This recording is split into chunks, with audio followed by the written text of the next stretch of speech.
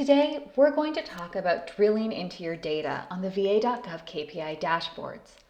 Not only do these dashboards provide a high-level overview of what's going on with your product, they also give you several ways to explore that data and ask your own questions. The first thing we'll look at is drill path charts. Nearly every card on the dashboard has a more detailed version available. To access it, left-click the title on the dashboard to open the card in a new tab. This just opens up a larger version of the dashboard card, but if you click on it, a new, more detailed card will appear.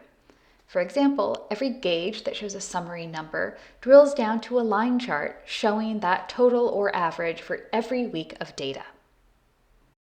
To navigate back, just use the breadcrumbs at the top bar to return to the original version of the card.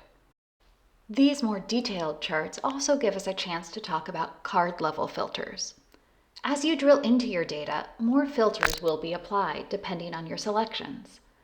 While you'll always want to keep your product filter on, you may want to remove some of those filters so you can see more data. You can also add new date filters by dragging a box across the data points you'd like to focus on in order to get a better look. Finally, Domo also gives you several ways to view your data once you're in the card detail view.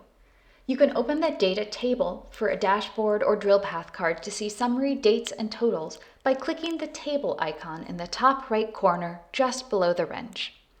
You can also export this data to a spreadsheet by clicking the export icon and selecting Excel or CSV. You can also view the underlying data source by clicking on the link below the chart. Domo data sources let you see the most recent update, raw data, schema, and summary stats. If you find you can't click through to view a data source, just reach out to the analytics team on the VFS Platform Support Slack channel and ask us to adjust your permissions.